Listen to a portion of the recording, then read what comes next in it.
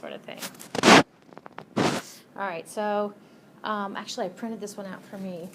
So, you know, a compound is an assortment of atoms that are stuck together with chemical bonds, right? And you use a formula to represent them. So there are different ways to go ahead and draw the structure. Lewis structures we're already familiar with. Okay, basically you have a pot of valence electrons that's brought to the table, and you distribute them, and then you show your single and your double bonds and your lone pair electrons. A Kukule structure is similar to that, okay, but you don't show your lone pair electrons. And then structural formula is even kind of, so for lists as they're listed, we're getting less and less detail, structural formula. Then after that, after structural formula, we have a semi-structural formula, and I have some examples of these. I won't ever make you kind of pull out of the hat, you know, show me a molecule using one of these, but I just want you to make sure to know that they're out there. This line formula is kind of what we've done. For instance, when we, and you'll see it here, what is this? It starts with letter B. Benzene. Benzene, it is. And so actually the formula for that is C6H6. And basically, you know, we have a single, double, single, double, single bond. It's cyclical. And at each one of the little corners is a what? A hydrogen, exactly. So that's that last kind of structure.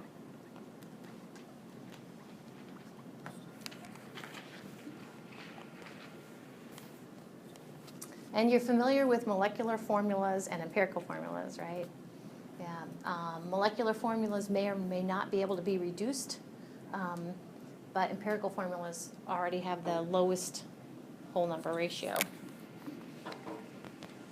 All right. Look like an alkane to you? Carbons and hydrogens, only single bonds. It is.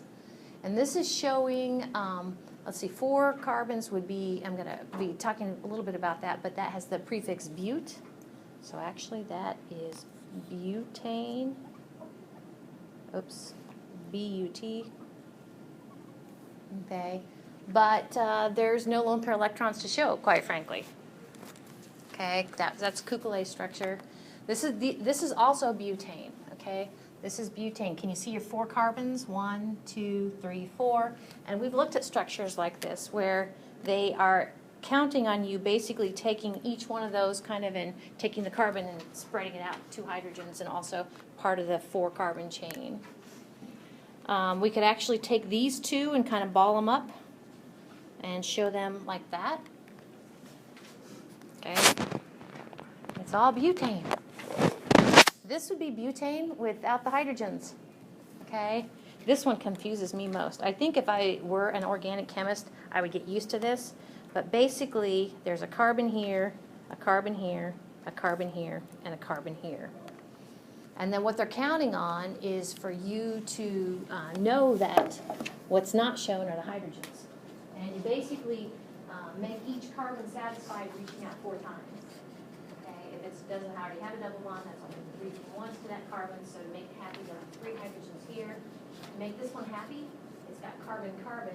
Okay, so it only needs 2 more. So 2 hydrogens, a pair of hydrogens, and then 3 hydrogens over there.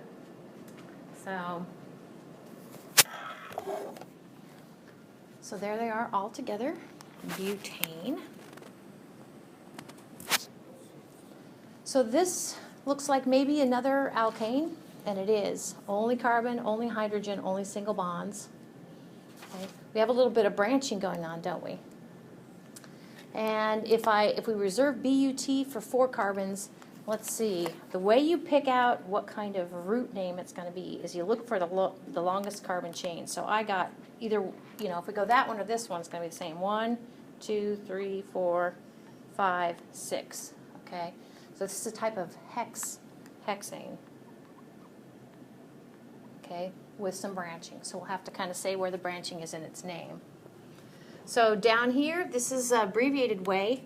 Notice that we take these 2. These are called, anytime you see CH3 like that, that is a methyl group.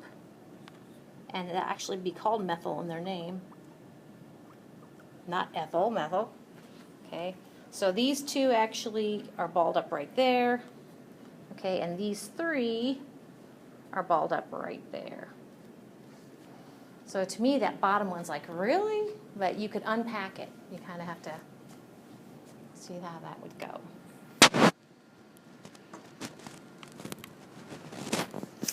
All right. Does this look like an alkane?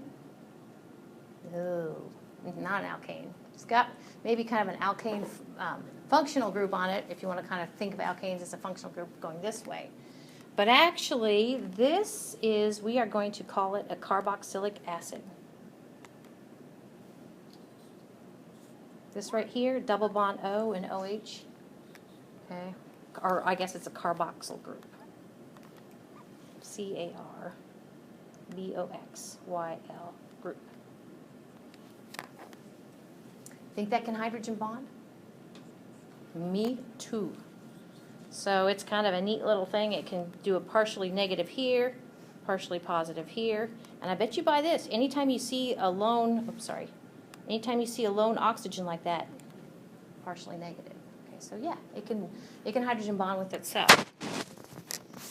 So this is the same compound, same carboxylic acid.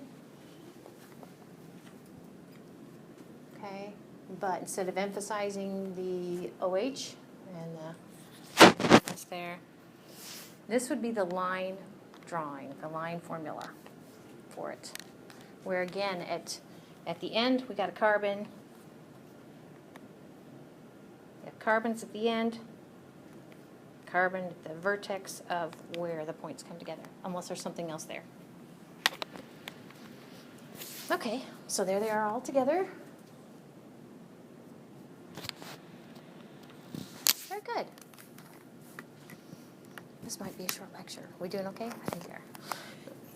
So one of the things we talked about is kind of this tug of war that bonds, when two atoms are joined together like carbon and hydrogen, you can dissect it and say that actually there is a polarity to that bond. Okay, on the Pauling value for carbon's 2.5, the Pauling value for hydrogen 2.1. So we got a 0.4 difference. So if there is a tug of war, carbons will run around with the lion's share of electrons be partially, negative, hydrogen partially positive. But in the big scheme of things, especially if you get all sorts of little, if it's like an alkane with a number of carbon and hydrogens bonded together, that tug of war really kind of gets lost in the shuffle. So I think we've said before that in general, alkanes are non-polar. We said that. So, but now here in a minute, and your sheets might come in handy, not only do alkanes have only carbon and hydrogen, but all of these have only carbon and hydrogen.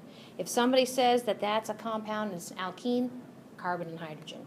Alkyne, carbon and hydrogen. Okay, you get the idea. Benzene, C6H6, carbon and hydrogen. What these have all in common is that their formulas only contain carbon and hydrogen. And I'll emphasize at the bottom, nonpolar. The larger they get, the more you can induce a pole on them, a dipole moment, but they become more polarizable. So here's some alkanes we've been talking about. So I think you've seen enough of these to kind of unpack them in your own mind with the hydrogens kind of skirting around the carbons. So this one down here, if we just kind of take a quick look at the name, I'm not going to do much with naming these, but the longest carbon chain you can get is 1, 2, 3, 4, 5, 6.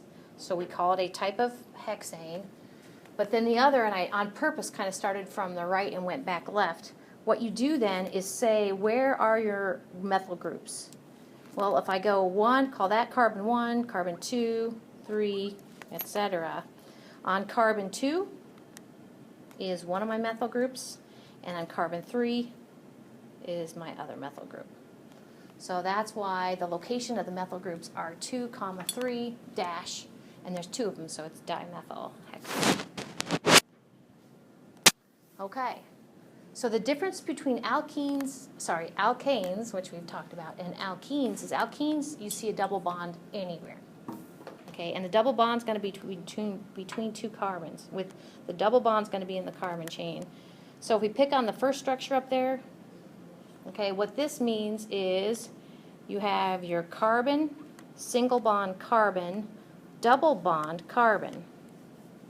And then, like we've talked about, and I'll go ahead and maybe make them green, each one of these green dashes has a hydrogen.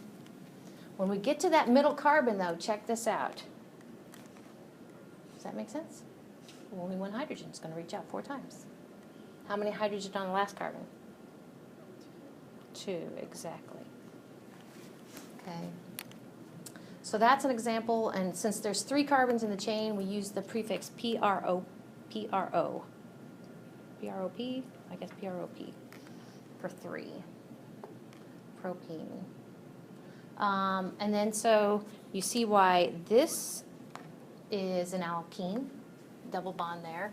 And again, 1, 2, 3, 4, 5. We can get 5 carbons in a row, so that makes it a pent, ENE, meaning it's got a double bond there. And then we have to say 2 things, where the double bond is and where the methyl group is. So that's kind of generally how you name it. I do want to take a look at, and actually this will have some applications in Unit 1 still. Polarity, we talked about, is affected by symmetrical or things that aren't symmetrical, okay? And we actually have these 2 possibilities around this carbon double bond.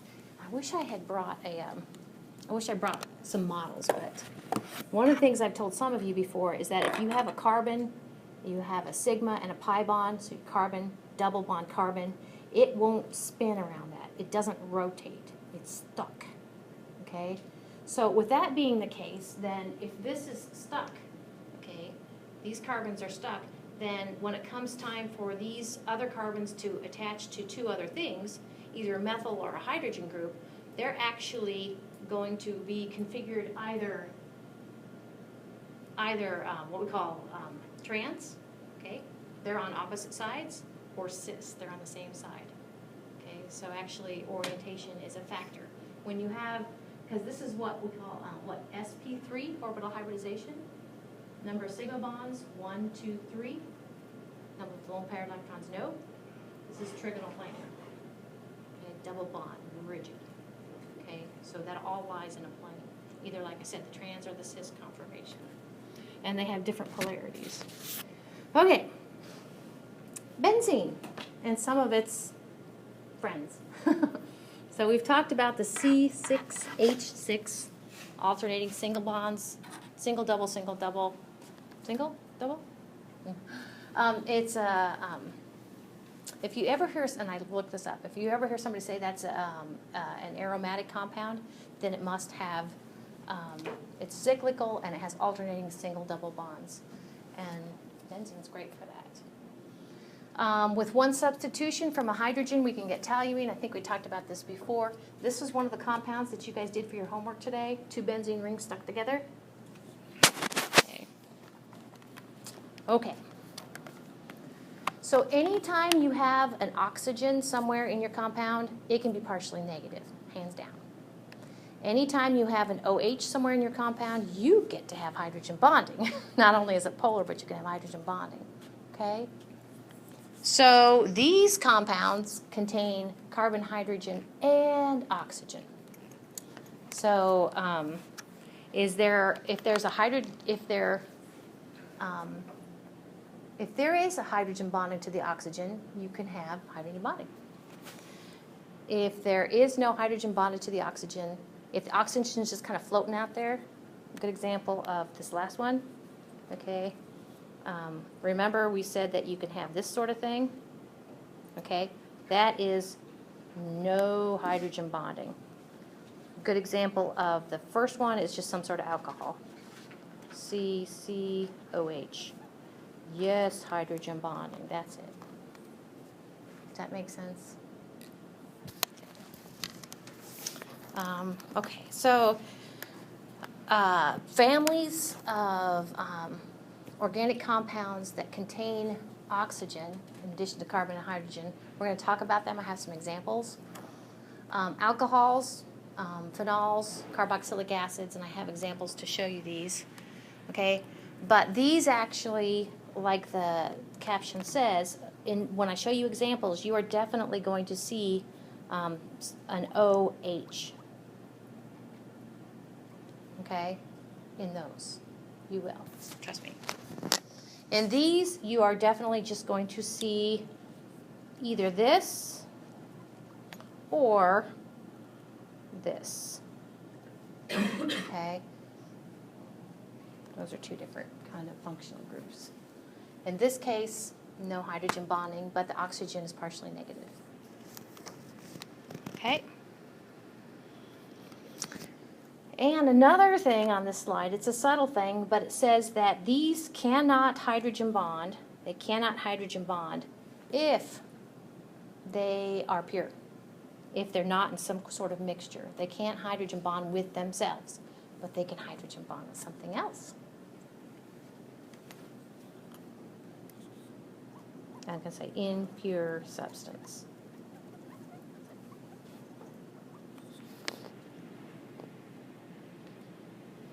Okay, so here's some examples. Look like 2 carbons. Okay, anything with 2 carbons gets the prefix. Let's see, 3 carbons prop, 4 carbons but, 5 carbons pent, 2 carbons eth, ETH. So sometimes this is called ethanol or ethyl alcohol, same diff. Hydrogen bonding, right? This is an example of a diol. It's a diol because it has 2 hydroxyl groups.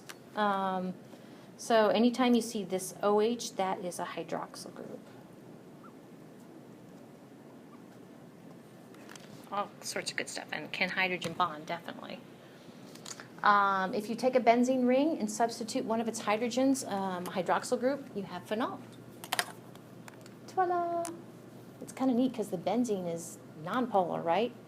But the hydroxyl on the phenol is polar. And then here we a little bit have a mixed bag. You have a hydroxyl group, and then you also have another oxygen that is double bonded to a carbon.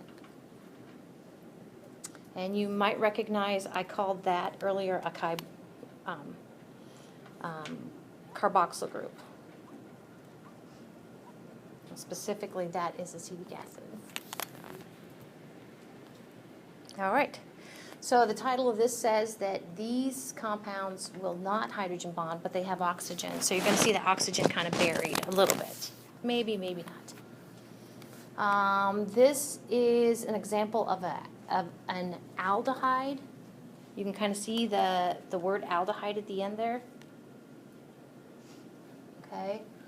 Aldehydes have this form where they have a carbon, double bond oxygen, but it's terminal. It's on the end. That's the way I think of it.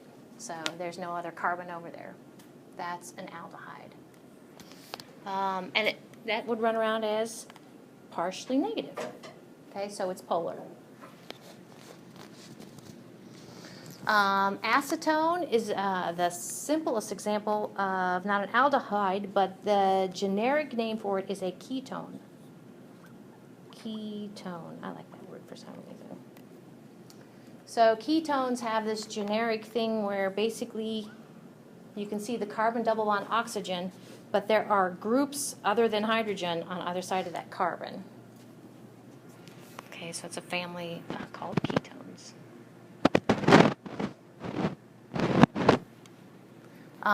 Methyl acetate.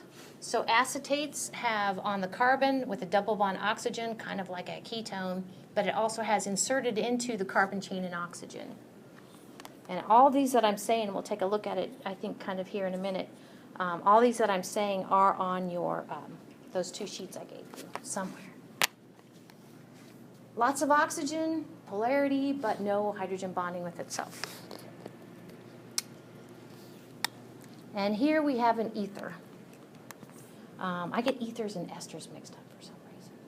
But an ether, you can see, has the oxygen kind of embedded in the carbon chain. So this right here makes it an ether. Okay. And we talked about amines the other day. The sheet I gave you, the one with the molecules and stuff, The other sheet I gave you actually is a Xerox copy of what I used when I was going into chemistry years ago at the University of Northern Iowa. That's why at the top of the other sheet, it has my maiden name, which is Elizabeth Newton, not Snipes. Okay, so this one, though, if you find nitrogen, I like how it's organized. If you find nitrogen, what it does is it kind of shows you functional groups associated with nitrogen, and amine is one of them. So I want to spend just a minute reminding you about primary and secondary amines. Okay, as they're written up there, the first one is a primary amine, and the other one's a secondary amine. Usually we write it like this. Primary is a 1 with a little circle. Secondary is a 2 with a little circle. Okay, it simply means if you find the nitrogen, which is making that thing a fancy amine, so there's our nitrogen of interest right there. If you look at things other than hydrogen that are kicking off of that nitrogen, for a primary amine, it's just 1. For a secondary amine, you've got two things kicking off. So remember how we unpack this. We have nitrogen, and then a methyl group, and a hydrogen. Does that seem right? Okay. So that makes it secondary. So check out tertiary. Tertiary would be a 3 with a little circle. Tertiary means that nitrogen has no hydrogen directly connected to it, which has consequences based upon what we've been talking about. So this is a tertiary amine. Can you see where this can not hydrogen bond? And if your goal is to hydrogen bond, can you see where this has the most sites to H bond? Your primary, and this has 1 site to each bond.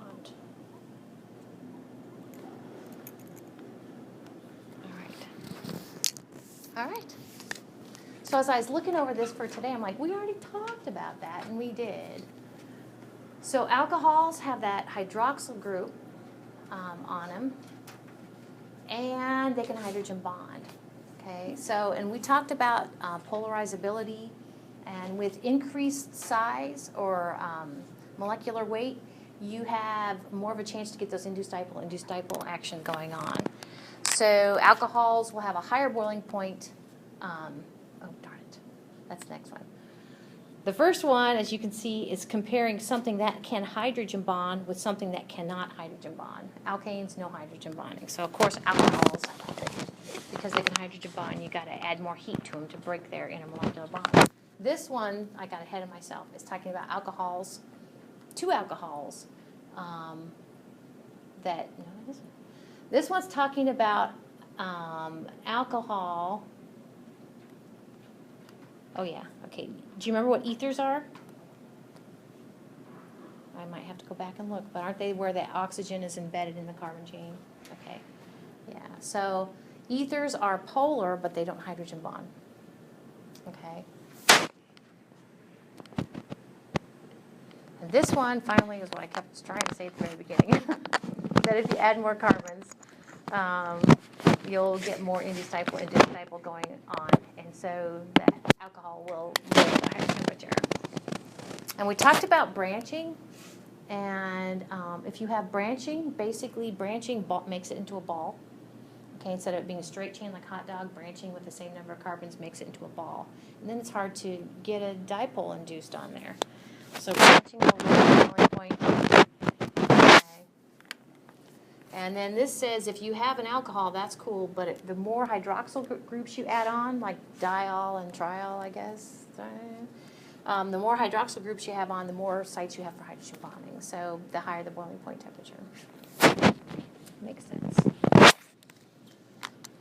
So we talked on Monday about solubility. So solubility is basically you're trying to get 2 things to mix. And like dissolves like, right? So if you're trying to dissolve something in water, water's polar, so you're hoping that thing is polar. So as long as your alcohol is small, it acts like a polar compound, okay? About the time you start adding carbons, you are increasing the alkane portion, basically, of that molecule. Okay, so with above 5 carbons and more, I guess. Okay, basically, it gets less and less soluble in water. Branching is a player, though. That's what the middle thing says here. The middle thing says if you want to go ahead and make it polar, then go ahead and ball it up. Okay, to make it, or to kind of reduce the nonpolar part of your alkane. Anyway, I might want to retract that last statement. This is a figure kind of looking at trends in boiling point temperatures, solubility of water, melting point temperatures, and I'll just kind of leave you to it to kind of mull it over, put it under your pillow. This is talking about alcohols. The red part there is the hydroxyl group. The green part is the methyl group. So it basically is trying to show you that as you add carbons, just like a few slides ago we said, as you add carbons, okay, this is like the alkane portion, to your alcohol, basically you are adding what's called, or what's considered, nonpolar stuff, making it hydrophobic. It's afraid of water. Okay, where this hydroxyl group then, in that case, gets kind of overrun. That's why it isn't soluble in water. Okay, so this actually is looking at water, dissolving water with a simple alcohol, methanol. So actually, this is all water. You kind of see the central oxygen atom and the 2 hydrogen atoms, and the dots are the intermolecular bonds. Okay, and then revealed here are your methanol, where you have carbon, hydrogen, hydrogen, hydrogen. Isn't that funny how they made the this hydrogen different? Isn't that weird? Yeah. So here the hydrogen, this is a hydrogen, these 3 are hydrogens too. I guess that's because this is actually a hydroxyl group. Here's your OH, and you're like, dude, it can really have a partially negative, right, and partially positive. These hydrogens they're nothing, right? They're just hydrogens. Do you see what I'm saying? Yeah. Somebody had to have made a conscious decision to do that. Hydrogen, hydrogen, oxygen. So here, if we pick on a methanol down here, that's your oxygen, and that's your hydrogen. That is partially positive, partially negative, and these are just hydrogens along for the ride. Interesting. Okay, I think we're doing okay. So the diols, where you have more than one hydroxyl group on an alcohol, again, the more you add hydroxyl groups, the more soluble it will become in water. Okay. This is a carboxyl group. Okay. And the compound will be a type of carboxylic acid. Notice, like the slide says, that having this extra little functional group right here gives it a little bit of a kick compared to just the plain old alcohol. Okay, so it's going to be stronger intermolecular bonds, higher boiling point temperatures, and higher melting point temperatures.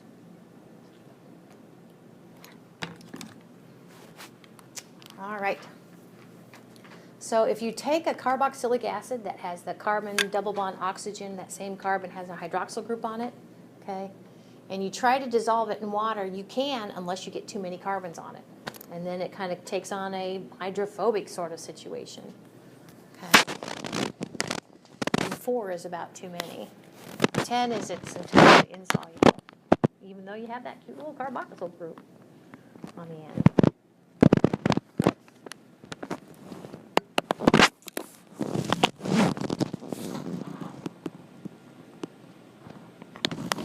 So this says, the longer you make the carbon chain on anything, including a carboxylic acid, the longer you make the chain, at some point you're going to say, dude, that whole thing is nonpolar, even though it has that nice polar end to it. Okay, so you're lucky. You need to switch solvents, don't you? You need to switch from water to something that's nonpolar. A good one, a nonpolar solvent, oftentimes it's nasty to deal with, is that carbon tetrachloride. That would be nonpolar, NP for solvent.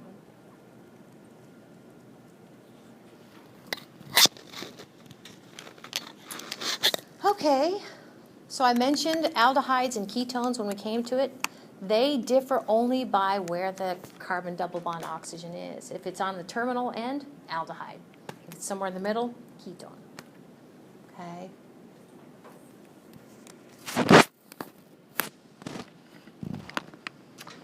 Okay, then again, we're almost done. To revisit the idea of amines, okay. Amines can hydrogen bond, so they are polar, but it depends on if you have a primary secondary amine, or if you have a tertiary amine. To me, tertiary amines are like, yeah, really? Okay, I bet they're pretty much nonpolar. So primary and secondary amines can hydrogen bond.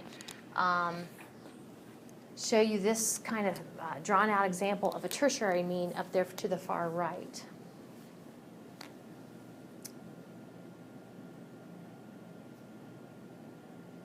I'm not even sure for that one if I would call it nonpolar. This one over here, put NP for nonpolar, the whole kit and caboodle. Wait a minute. So actually there is a lone pair of electrons right there. So maybe it would be polar. Maybe it would be polar.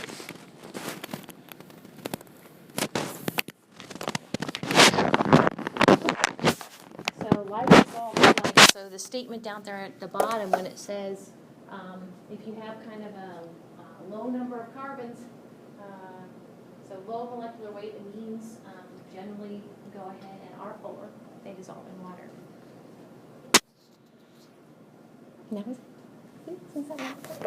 So before we go, let's take a quick look at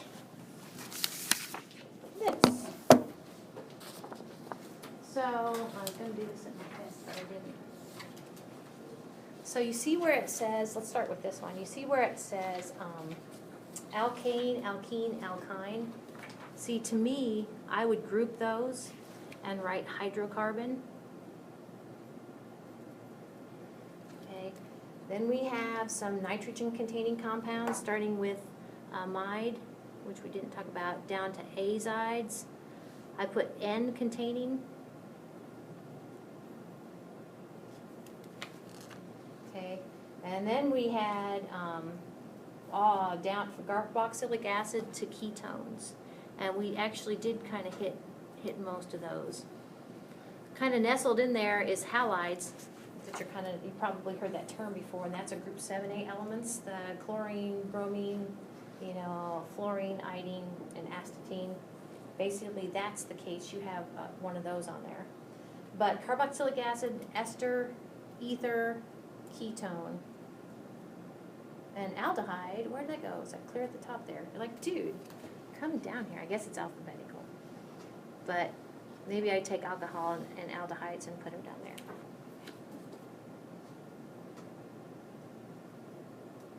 Okay, so I'll just leave those to you. Do you have any questions? There's no homework due. Yay! But there are labs due. Yay, yay! So remember, if you come by, if you have questions about your lab, let me know, and I'll kind of hopefully direct you in the right direction. Otherwise, we'll see you tomorrow. And I promise I'll give you homework for the weekend.